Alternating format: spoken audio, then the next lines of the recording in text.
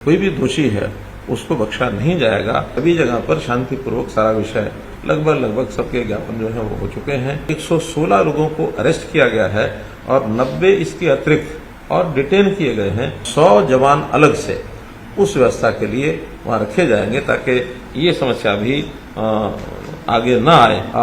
राष्ट्रीय मुस्लिम मंच खुल करके उसमें इस मूवमेंट में साथ देता है। अब बाद में आज ही जो एक विचार हमारा बना है कि जो नू में जो लॉस हुआ है, नुकसान हुआ है, प्रॉपर्टी का भी वहाँ जान माल सब नुकसान हुआ है, तो जान के नाते से अलग घोषणा करेंगे, लेकिन उनका जो माली नुकसान है, गाड़ियाँ फूकी हैं, कुछ और एसेट्स जो दुकानें हैं, तो उसका भी इसी पोर्टल में एक प्रकार से जानकारी लेंगे और उसी आधार पर उसकी भी स्कीम बना करके उनको सबको दिया जाएगा, ताकि जो नुकसान जिसका होता है वो क्लेम करता है तो फिर कोई चीज़ बचती नहीं है। अन्यथा बहुत लोग बाद में शिकायत करते हैं कि फला का तो जो है असेसमेंट हो गया, मेरा रह गया। इसलिए हमने ओपनली सबको कहा कि आपका जो लॉस हुआ है आप अपना दर्ज करें और बाद में फिर उसकी असेसमेंट का काम डिप्टी कमिश्नर और जो बाकी एजेंसीज हैं उसके माध्यम से कराया जाएगा, ताकि जल्दी से जल्दी हम इसका असेसमेंट करके लोगों को राहत पहुंचा सकें।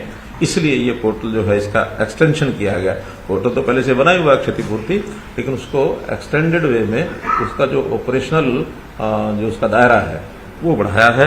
तो ये इसके बाद मैं समझता हूँ कि एक बार प्रेजेंटेशन देखेंगे तो कोई प्रश्न होगा तो उसमें करेंगे। नूह का ये जो दुर्भाग्यपूर्ण घटना हुई है, इस घटना के संबंध में सब जानकारियां दे दी गई हैं। आज हमारे डीजीपी साहब ने भी प्रेस कॉन्फ्रेंस की है गुड़गांव में, सब समाचार आपको आए हैं।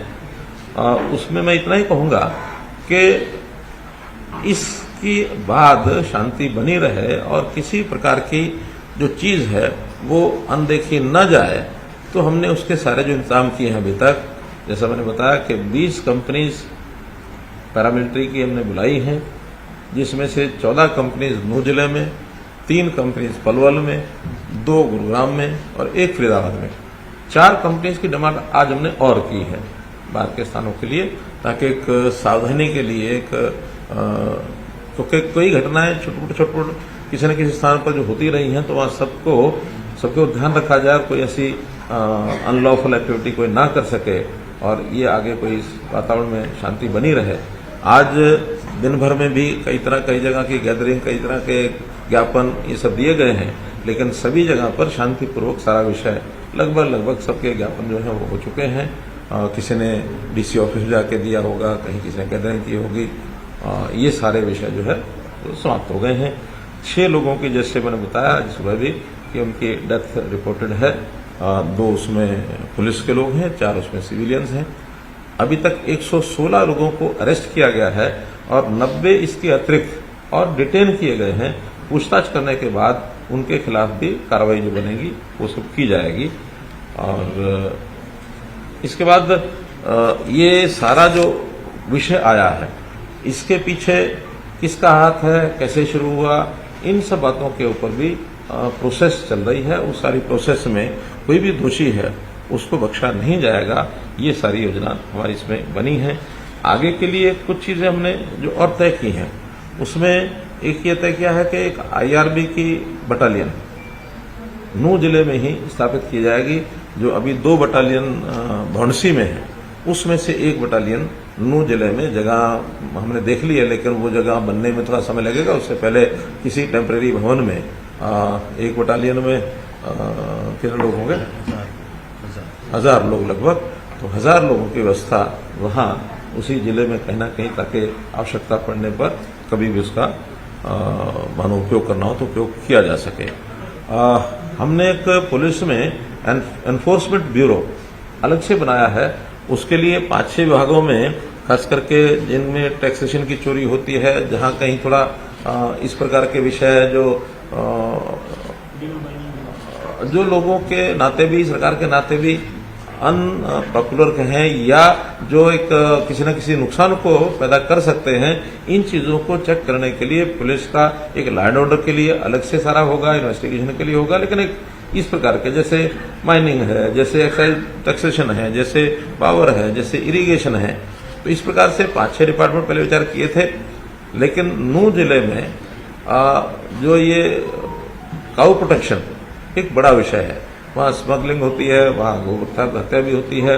तो हम उस जिले में एनफोर्समेंट जो हमारा ब्यूरो है उसको काउ ये जो सिक्योरिटी का जो काम है ये भी उनके माध्यम से कराएंगे और 100 जवान अलग से उस व्यवस्था के लिए वहां रखे जाएंगे ताकि ये समस्या भी आगे ना आए।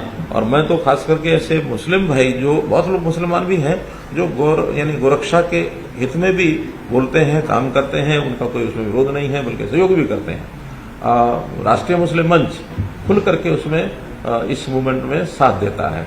तो मैं तो ऐसे मुस्लिम नौजवानों को भी प्रोत्साहन के नाते से अलग से योजना बना करके भी उनको प्रोत्साहन देंगे कि मुस्लिम लोग भी अगर गोरक्षा में आगे आते हैं ताकि वहां किसी प्रकार का आपसी भाईचारा ये न बिगड़े, हमेशा हमेशा के लिए इन चीजों को हम ठीक कर सकें, तो इसका भी एक अलग से हम योजना बनाएंगे। बना लिया है और उस एक्ट में ये पारित किया गया है कि कोई भी जो लॉस है, चाहे वो पब्लिक प्रॉपर्टी का होगा चाहे किसी की प्राइवेट प्रॉपर्टी का होगा, ये ठीक है कि पब्लिक प्रॉपर्टी का तो सरकार ही सू करेगी, लेकिन प्राइवेट प्रॉपर्टी का उसको अपने आप सू करना पड़ता है।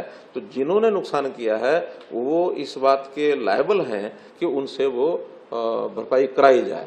तो हम उसका पूरा अपना जो सरकारी प्रॉपर्टी है उसका हम करेंगे, प्राइवेट प्रॉपर्टी वालों को भी उनको कहेंगे कि इसकी लायबिलिटी जिनके ऊपर है उनसे वसूल किया।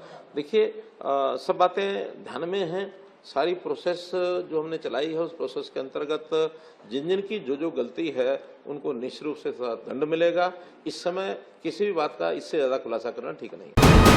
वीके न्यूज, राष्ट्र के नाम।